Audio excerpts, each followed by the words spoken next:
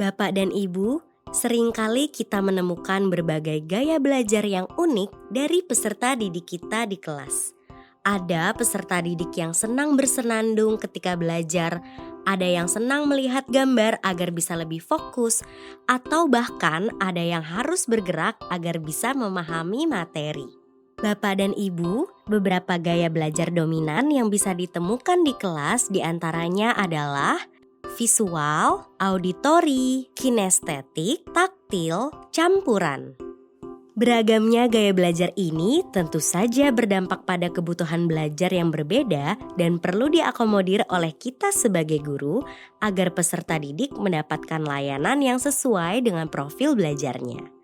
Apa saja sih gaya belajar dominan peserta didik yang mungkin muncul di kelas Bapak dan Ibu? Mari kita simak video berikut. Tentunya kita sering melihat situasi pembelajaran di kelas yang kurang kondusif. Guru mengajar dengan materi dan cara yang sama untuk semua peserta didik.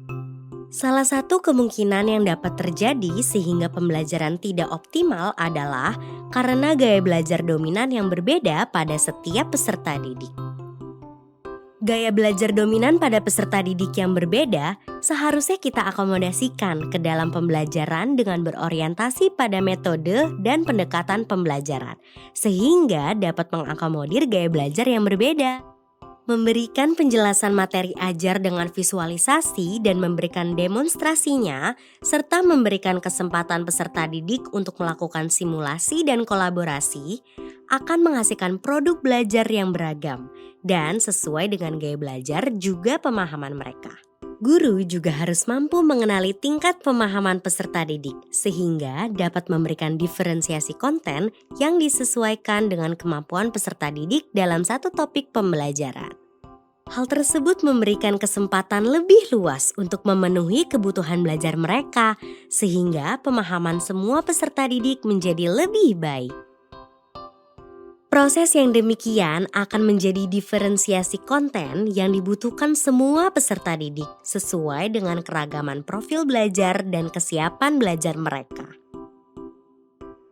Bapak dan Ibu, setelah kita melihat ilustrasi terkait diferensiasi konten, sekarang mari kita amati dengan saksama bagaimana suasana kelas serta strategi untuk mendiferensiasikan proses dan produk belajar agar dapat meningkatkan kualitas serta hasil belajar peserta didik. Suasana kelas kurang kondusif karena cara guru membersamai peserta didik cenderung membosankan. Ini akan memunculkan berbagai perilaku yang tidak diinginkan. Hal tersebut disebabkan karena peserta didik merasa tidak memiliki minat dan motivasi untuk belajar. Lalu, bagaimana ya seharusnya? Aha, untuk tahu jawabannya, yuk kita simak ilustrasi berikut ini. Guru seharusnya mampu mengenali minat dan gaya belajar peserta didik serta memiliki semangat untuk mengajar dengan berbagai metode ataupun pendekatan yang disesuaikan dengan hal tersebut. Tujuannya adalah agar semua peserta didik terlibat dalam proses pembelajaran dan antusias selama proses pembelajaran berlangsung. Ada peserta didik yang dominan gaya belajar visual. Biasanya mudah mengingat dari yang dilihat, lebih suka membaca daripada dibacakan. Ada peserta didik yang dominan gaya belajar auditori. Biasanya mudah mengingat dari apa yang didengar, suka berbicara, berdiskusi, dan mendengarkan penjelasan materi dari guru. Ada peserta didik yang dominan gaya belajar taktil. Biasanya dengan menyentuh dan meraba tekstur agar lebih memahami materi. Ada peserta didik yang dominan gaya belajar kinestetik. Biasanya senang belajar dengan metode praktik, menyukai aktivitas yang melibatkan gerakan tubuh seperti permainan dan aktivitas fisik, bahkan berjalan. Bapak dan Ibu, selanjutnya kita akan menyimak tentang bagaimana melakukan diferensiasi produk berdasarkan gaya belajar dan minat peserta didik yang disesuaikan dari materi ajar. Sekarang, mari kita simak ilustrasi berikut. Bapak dan Ibu, seringkali kita memberikan penugasan yang sama untuk semua peserta didik kita.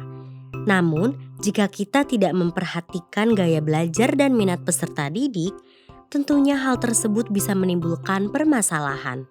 Salah satunya seperti yang nampak pada tayangan ilustrasi berikut. Mari kita melakukan analisis strategi penugasan yang dapat mengakomodir gaya belajar peserta didik. Bapak dan Ibu, dari tayangan tersebut kita dapat mengamati bahwa memberi kesempatan untuk menuangkan gagasan dan pemikiran dengan berbagai cara akan memberikan perasaan nyaman dan ketertarikan terhadap proses pembelajaran, sehingga memunculkan motivasi dan rasa ingin tahu yang lebih terhadap apa yang diajarkan oleh gurunya.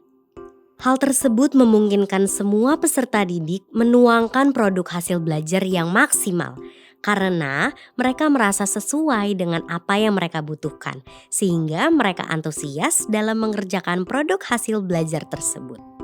Bapak dan Ibu, jika kita benar-benar merancang pembelajaran dengan berbasis pada gaya belajar peserta didik, maka bisa dipastikan akan tercipta situasi pembelajaran yang menyenangkan dan semua peserta didik terlibat dengan optimal.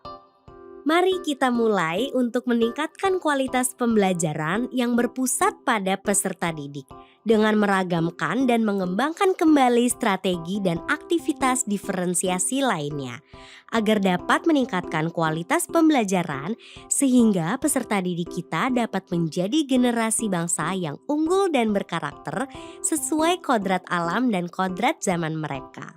Sampai jumpa!